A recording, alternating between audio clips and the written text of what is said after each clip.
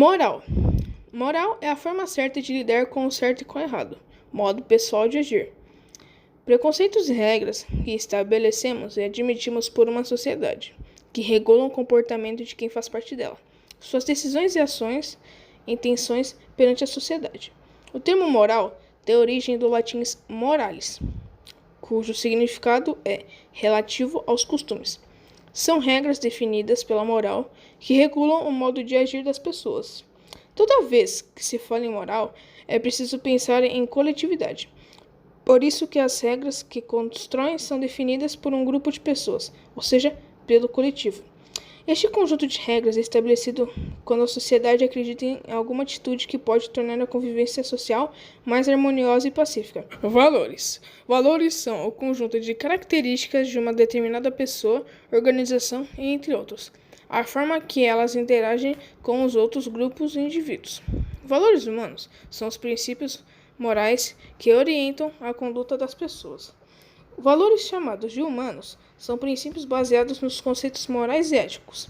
Eles definem a forma de relacionamento entre as pessoas e, por consequência, o relacionamento e funcionamento de uma sociedade.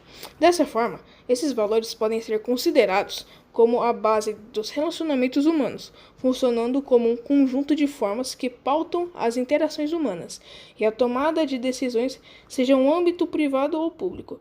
Dentre os valores humanos mais importantes, podemos destacar os seguintes: respeito entre as pessoas, empatia, solidariedade, concordalidade, educação, justiça, honestidade, humildade e responsabilidade. Esses são os principais valores que podemos destacar dentre os valores humanos. Filosofia. Um dos conceitos usados pela sociedade sobre o que é filosofia é o amor pela sabedoria experimentado apenas pelo ser humano, consciente de sua própria ignorância, ou razão da existência humana, realidade a partir da razão. A filosofia é uma área do conhecimento dedicada à construção de saberes lógicos e racionais. A filosofia produz um conhecimento sistemático a partir da argumentação criada por conceitos. A palavra filosofia é a união de duas palavras gregas, amor, filo, sabedoria, sofia. O significado, então, é o amor pela sabedoria, com amor pelo conhecimento.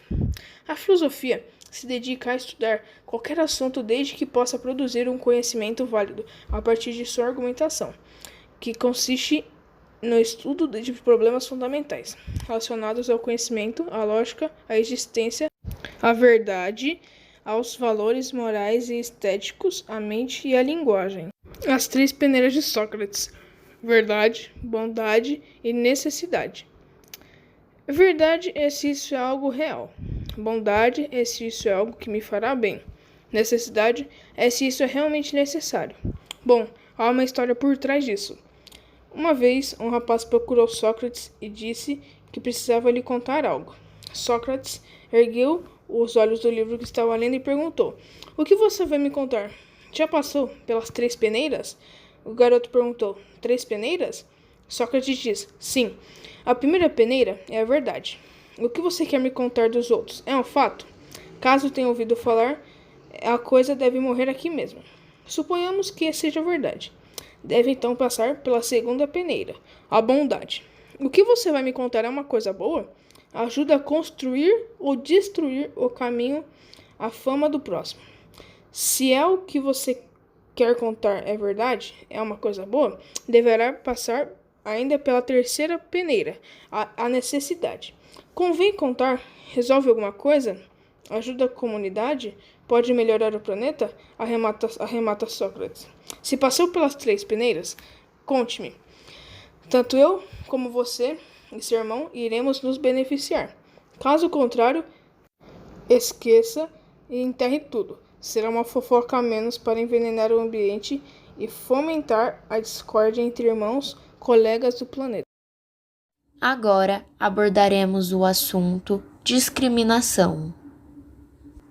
Esse tema designa-se a uma ação preconceituosa em relação a uma pessoa ou grupo de pessoas. Existem diversas delas, como discriminação racial, de gênero, orientação sexual, nacionalidade, religião, e situação econômica, por exemplo. Devido à grande decorrência de casos de discriminação, foi criada uma lei. Uma lei que assegura que todos são iguais perante a lei e têm os mesmos direitos, sem qualquer distinção. Falando um pouco mais detalhadamente sobre os tipos de discriminações, iremos falar sobre 6 delas. Começando pelo feminismo, temos que é um conjunto de movimentos políticos, sociais, ideológicos e filosóficos que tem como objetivo comum direitos equânimes e uma vivência humana por meio do empoderamento feminino. Também possui como objetivo a emancipação da mulher e da libertação de padrões patriarcais, baseados em normas de gênero. Um dos principais marcos na história do feminismo deve-se a Olympe de Gouges, que durante a Revolução Francesa combateu a Declaração dos Direitos do Homem e do Cidadão, pois favorecia apenas homens. Após isso, a mesma foi executada e posteriormente ocorreram diversos movimentos feministas influenciados por ela. Como precursora do feminismo brasileiro, temos a escritora potiguar Nísia Floresta Augusta. Professora e educadora, fundou a primeira escola para meninas no Rio Grande do Sul e, posteriormente, no Rio de Janeiro. O segundo tipo é o machismo. Esse é um conceito associado a um forte senso de orgulho masculino, uma masculinidade exagerada. Em um termo mais amplo, o machismo, por ser um conceito filosófico e social que crê na inferioridade da mulher, é a ideia de que o homem, em uma relação, é o líder superior na qual protege e a autoridade em sua família. A origem desse pensamento é evidente desde a antiguidade, em Roma, e a partir da Revolução Francesa vem mudando de rumo. Em Roma, como a sociedade era patriarcal, a mulher tinha o papel de cuidar dos filhos, sendo importante apenas na procriação. Além disso, eram excluídas das votações, surgindo assim a crença da superioridade dos homens com que sofremos até hoje. O terceiro tópico é sobre feminismo. Feminismo é a ideologia que prega a superioridade do gênero feminino sobre o masculino. É considerado equivalente ao machismo, mas fazendo com que os oprimidos sejam os homens, enquanto as mulheres seriam as opressoras. O feminismo, ao contrário do feminismo, não incentiva o ódio e o sentimento de vingança contra o sexo masculino, e muito menos é a intenção das feministas instaurar um reino matriarcal na Terra. Sexismo ou discriminação de gênero é o preconceito ou discriminação baseada no gênero ou sexo de uma pessoa, que pode afetar qualquer gênero, mas é particularmente documentado como afetando mulheres e meninas. Tem sido ligado a estereótipos e papéis de gênero e pode incluir a crença de que um sexo ou gênero é intrinsecamente superior a outro. O sexismo extremo pode fomentar o assédio sexual, estupro e outras formas de violência sexual. Os últimos 2 tópicos relacionam-se à misantropia e misoginia. A misantropia é a aversão ao ser humano e à natureza humana no geral. Também engloba uma posição de desconfiança e tendência para antipatizar com outras pessoas ou um determinado grupo de pessoas. Um misântropo é alguém que desconfia da humanidade de uma forma generalizada. Eles normalmente expressam uma antipatia geral para com a humanidade e a sociedade, mas geralmente têm relações normais com indivíduos específicos. Esse caso pode ser motivado por sentimentos de isolamento, alienação social ou simplesmente desprezo pelas características prevalecentes da humanidade, sociedade.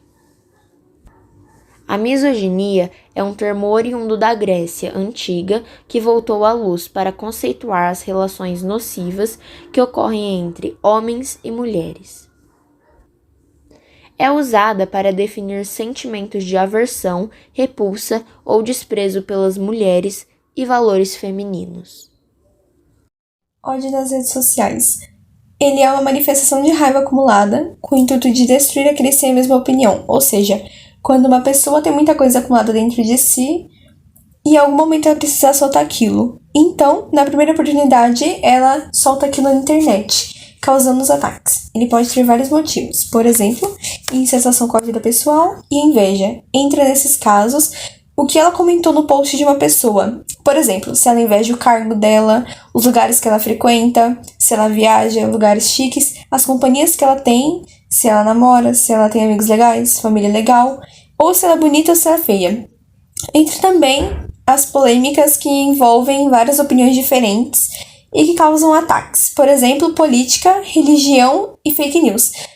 Cada um tem uma opinião sobre isso e aí acaba gerando essa troca de violência.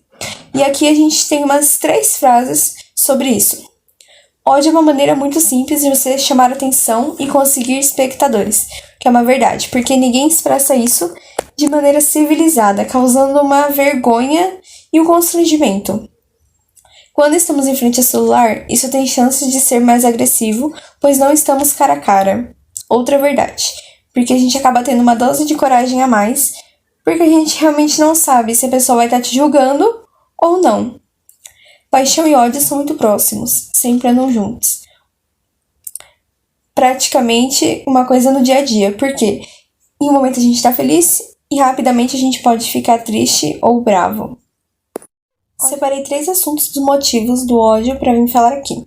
Primeiramente, fake news. São notícias falsas que foram drasticamente mudadas, que chegam, ao olhar de alguns, ser absurda, e outros uma verdade, que muitas vezes, nesses que pensam desse jeito, é propagada, ou seja, ganha fama por conta de ficarem espalhando um para o outro.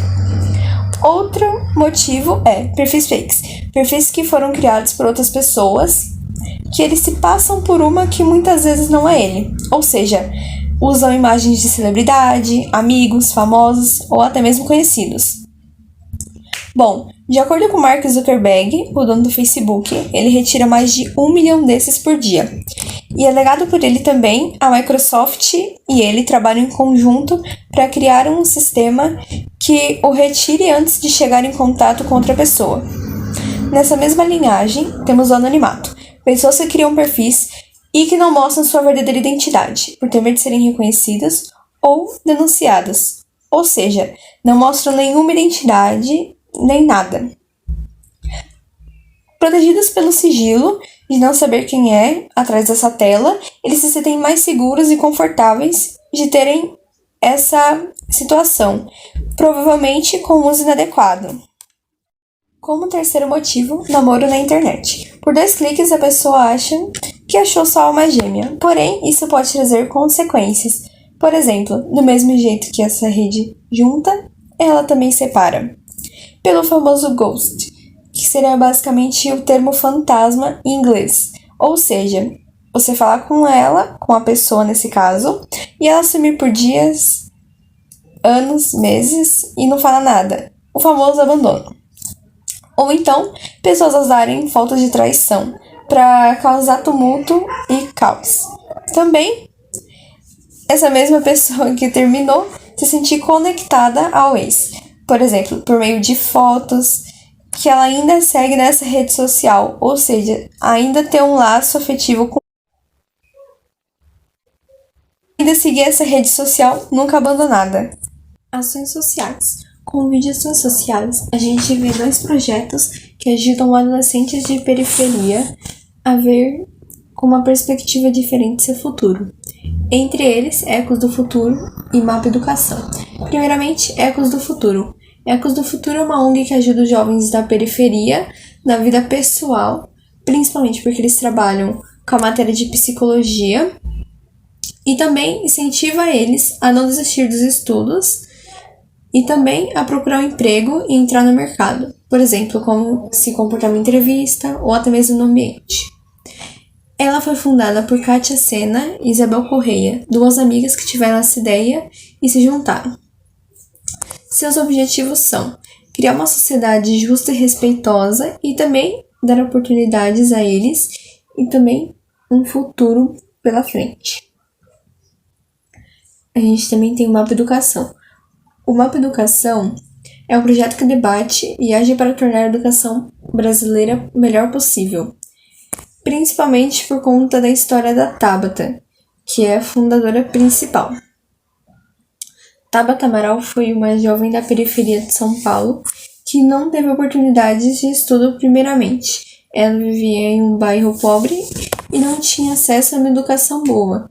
Porém, com o tempo ela foi se esforçando e ganhando apoio de professores e da escola. Assim, pagaram sua condução, sua moradia e também ganhou bolsa. E, além do mais, passou em uma universidade nos Estados Unidos, a melhor, Harvard. E com isso, ela teve o pensamento de criar esse projeto para ajudar os jovens que são da periferia a acreditar que eles têm um futuro pela frente e não só porque eles estudam em escola pública que eles vão conseguir um bom emprego. Então ela usa ela mesma como um exemplo.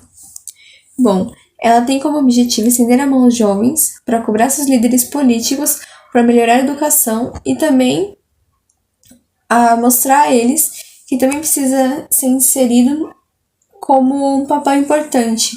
A educação é importante assim como a saúde. E também, como ecos do futuro, ensinar eles a ver os estudos e futuro e oportunidades de maneira diferente, não como inimigo. Agora eu vou falar sobre o racismo. O racismo é a denominação da discriminação e do preconceito, direto ou indiretamente, contra indivíduos ou grupos por causa de sua etnia ou cor. E o racismo estrutural trata-se de um conjunto de práticas, hábitos, situações e falas embutido em nosso costume e que promove direto ou indiretamente a segregação ou preconceito racial. E é muito importante falar sobre isso porque algumas pessoas confundem o preconceito e a discriminação. O preconceito é a forma de conceito ou juízo formado sem conhecimento prévio do assunto, e a discriminação é separar, excluir ou diferenciar pessoas ou objetos. Como vemos no cartaz ao lado, todo racismo é uma forma de violência, e para combater o racismo é preciso primeiro reconhecer quando e onde ele ocorre, para em seguida procurar meios de combates eficientes. Precisamos sempre dar o primeiro passo com ações do nosso dia a dia, para em seguida dar passos maiores. As pequenas ações podem ser de grande ajuda. O vídeo Xadrez das Cores se resume na história da Cida, que é uma mulher negra de 40 anos, que é contratada para trabalhar na casa da Dona Estela, que é uma idosa de 80 anos, que é viúva, sem filhos e por cima ainda é extremamente racista. A Cida sempre cuidou bem de Dona Estela, mas em troca sempre recebia reclamações e ofensas de sua patroa. Até que ela conhece o xadrez, mas a Dona Estela se recusa a ensinar a Cida a jogar, deixando com que a Cida tenha que aprender sozinha. Eu vou citar os pontos importantes do vídeo Xadrez das Cores. Um dos pontos importantes do vídeo é a diferença social. A Cida, que é empregada e negra, ela mora num bairro pobre e humilde, né? Vamos dizer humilde. E a Dona Estela, ela mora num apartamento e, como ela cita no vídeo, tem carros importados naquela região. E a diferença de religião, essa parte é representada no vídeo quando a Cida está rezando e a Dona Estela chega perto dela e fala para ela: por isso que nada dá certo na sua vida, porque você reza para uma santa negra. E aí a Dona Estela diz que para tudo dar certo, ela tem que rezar para uma santa branca. E a passagem da acerola ela é mostrada no vídeo quando a Cida ela pergunta o que é xadrez. E a Dona Estela diz que xadrez é jogo de branco e que negro só conhece o xadrez representado como prisão. E aí ela pega a muleta dela e dá um tapa na bandeja que a Cida segurava com um suco de laranja para entregar para Dona Estela.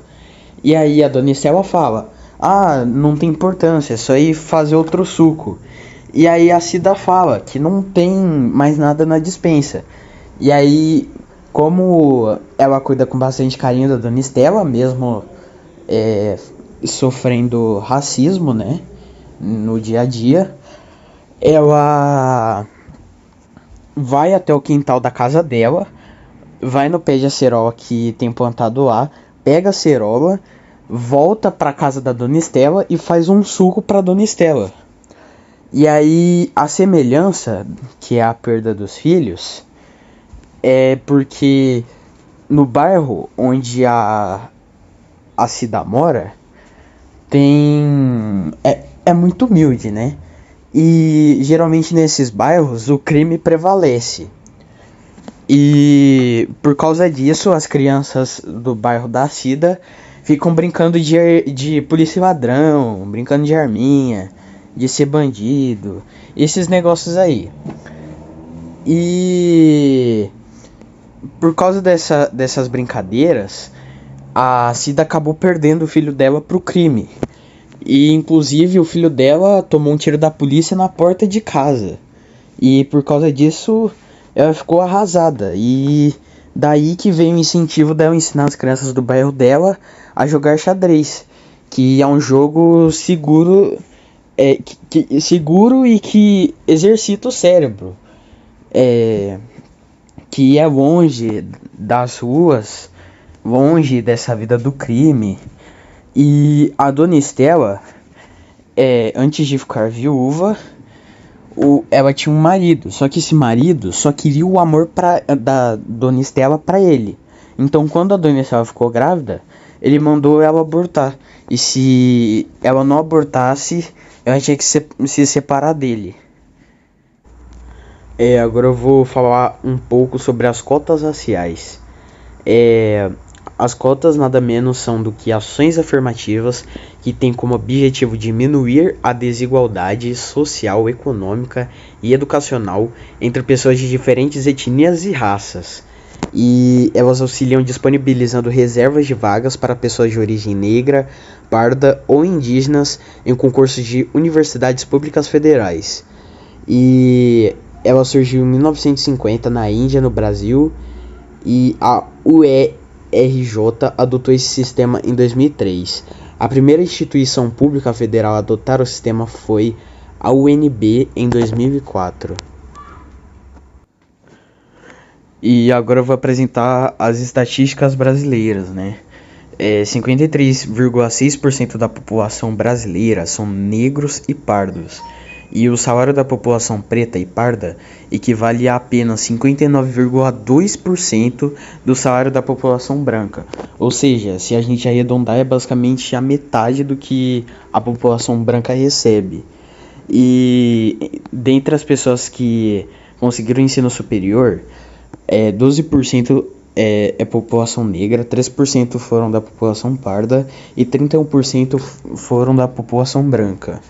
E o salário da mulher negra equivale a 35% do salário de um homem branco, ou seja, é menos da metade. Agora falaremos sobre um documentário chamado Ética, Alguém Viu Por Aí? Alguns tópicos que vamos tratar são a Lei de Gerson, que recebeu esse nome inspirada em um comercial gravado em meados do século 80, sobre a falta de honestidade, sobre a falta de confiança e sobre a falta de empatia e ética com o próximo, originada por pessoas que realizam ações que podem prejudicar outros sem se importar, pois no final acham que vão sair beneficiadas com isso. A Lei de Gerson é mais conhecida como jeitinho brasileiro e consiste em querer tirar vantagem em tudo, em sempre sair por cima quando possível, sem se importar com as outras pessoas ou alguém que possa ser prejudicado no meio do processo. O jeitinho brasileiro não é nada mais nada menos que falta de ética, e ele surgiu por meio de pessoas que possuem um tipo de cultura egocêntrica e falta de empatia. Esse jeitinho brasileiro é associado à corrupção, à falta de educação, à falta de civismo, à lábia e ao mau caratismo. Os próprios brasileiros associam o conceito do jeitinho a uma tentativa de resolver os problemas ou as situações difíceis através de métodos incorretos no que diz respeito ao cumprimento de regras e até mesmo de leis. A expressão nasceu em meados da década de 80, quando o jornalista Maurício Dias entrevistava o professor e psicanalista pernambucano Jurandir Freire Costa para a revista Isto É, por ocasião de seu artigo Narcisismo em Tempos Sombrios. E nessa entrevista ele batizou o jeitinho brasileiro como Lei de Gerson. Depois, Maurício fez alusão à propaganda televista criada pela agência Caio Domingues e Associados, que havia sido contratada pela fabricante de cigarros J. Reynolds, proprietária da marca de cigarros Vila Rica. O vídeo tinha como protagonista o meia amador Gerson, jogador da seleção brasileira de futebol. Na propaganda, o jogador diz uma frase que pode ser escolhida para definir o jeitinho brasileiro. E esta frase é: "Gosto de levar vantagem em tudo, certo?" De acordo com pesquisas feitas pela revista Soma em março de 1991, podemos perceber como funciona o pensamento de muitos brasileiros. 76% se consideram espertos e acham correto guardar lugar em filas. 40% acham correto se atrasar para compromissos e colar em provas. 25% toleram subornos, furar fila e passar farol vermelho. Outros consideram correto consumir produtos dentro do supermercado e sair sem pagar depois e cometer pequenos roubos, como, por exemplo, toalhas, cinzeiros e tapetes que ficam em hotéis. Muitos não percebem que, além de prejudicar outros com essas ações, estão prejudicando a si mesmos. Por exemplo, o ato de passar no farol vermelho pode acabar ocasionando um acidente de trânsito. E o ato de cometer pequenos roubos, em hotéis, por exemplo, é o que ocasiona no aumento do preço das estadias dos hotéis brasileiros, fazendo com que o nosso país fique entre os países com a estadia de hotéis mais caros do mundo. Devido à lei de Gerson, as pessoas começaram a perder a confiança umas nas outras, principalmente no comércio de mercados, bares e atacados, onde era utilizado o famoso fio de bigode. O fio do bigode consistia em dar, em garantia da palavra, um fio da própria barba, retirado em geral do bigode. Isso significava que a palavra de um homem valia tanto quanto o fio de bigode, pois, homem que era homem usava bigode, e para usá-lo tinha que honrar essa condição de homem, tinha que ser cumpridor de seus compromissos e promessas a todo custo. Nos comércios, o fio do bigode era utilizado como meio de pagar fiado. O homem prometia, ele dava sua palavra que pagaria o que estava comprando depois, e tudo isso em nome do fio do seu bigode. O assunto que trataremos agora é sobre o livro O Pequeno Príncipe. Ele conta a história de um aviador que, após realizar um pouso forçado no deserto, conhece o Pequeno Príncipe, um habitante do pequeno asteroide B612, que lhe conta a história de sua aventura iniciada desde sua saída do seu pequeno planeta. Este livro nos mostra e ensina várias lições de ética, além de nos fazer avaliar e refletir sobre vários tópicos importantes, como, por exemplo, o amor, a amizade e cativar as coisas da vida. Este livro é maravilhoso não apenas para crianças, mas para todas as faixas etárias de idades, pois contém lições e ensinamentos indispensáveis para a nossa vida e que nos farão enxergar o mundo de uma maneira diferente e mais filosófica. A obra nos apresenta muitas passagens importantes, como, por exemplo, a famosa cobra que engoliu o elefante. No livro, o garoto vai mostrar aos adultos um desenho que ele fez, e ele pergunta se eles sentem medo daquele desenho. Os adultos apenas respondem: "Por que nós sentiremos medo de um chapéu?" O garoto então fica triste, porque o que ele desenhou não foi o chapéu, e sim uma cobra que engoliu um elefante. Isso nos demonstra que nunca paramos para refletir o real significado das coisas. Nós sempre vemos do jeito que temos a primeira impressão. Nunca paramos para ver de uma forma mais filosófica, procurar o real significado ou o que tem por trás daquilo que nós estamos vendo. Bom, agora eu vim falar sobre os personagens do Pequeno Príncipe. Começando com ele. Ele era uma criança, no caso foi representado assim, para basicamente também representar aquela parte da infância que todo adulto tem dentro de si. O amor, a esperança e principalmente a inocência. Em segundo, nós temos o piloto. O piloto foi representado por um adulto que ele nunca desistiu dos seus sonhos mesmo de criança. Também era cheio de uau, ele vai conseguir. E também gostava muito das lições que ele aprendia junto do Pequeno Príncipe. Em terceiro, a Rosa. A Rosa simplesmente representa o amor, principalmente nas partes que mostra do Pequeno Príncipe cativando ela, ou até mesmo na relação que eles tinham, você conseguia perceber isso. Em quarto, o Rei. O Rei representa a ambição pelo poder, ou seja, aquele autoritarismo.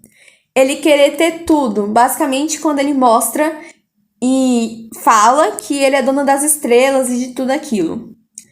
Em quinto, o vaidoso. O vaidoso é uma amostra de isolamento pessoal do ser humano, ou seja, ele está sempre isolado. Ele sempre se mostra superior, mesmo sendo pior. Ele quer ser o melhor. Em sexto, o bêbado. O bêbado teve uma frase dele que seria engraçada se não fosse trágico, porque ele fala que ele tem vergonha. No caso, ele bebe para passar vergonha de beber. Basicamente, meio pesado. Ele simboliza a falta de evasão do prazer. O homem de negócios. Bom, o homem de negócios, ele basicamente demonstra que, no caso, representa basicamente os adultos, que sempre estão sem nada o que fazer e vão fazendo as coisas no automático, não tem tempo para nada, nem para parar para pensar. Nós temos também o acendedor de lampiões.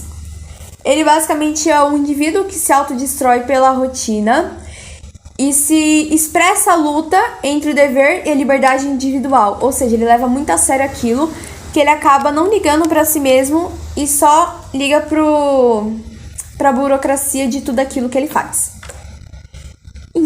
Um outro, perdi a contagem, mas também temos o geógrafo, que ele simboliza o homem sábio que se fecha em si mesmo. Ou seja, ele não tem muita mobilidade, mas ele sabe de bastante coisa.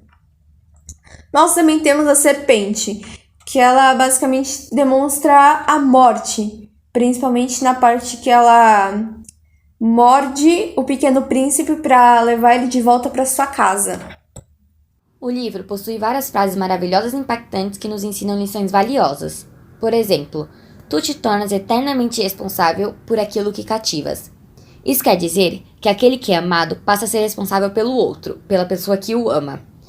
Isso sugere que devemos ser prudentes com os sentimentos daqueles que nos amam. Então, nós somos responsáveis pelos laços que criamos com as pessoas. A outra frase que vai ser falada aqui da obra é: o essencial é invisível aos olhos.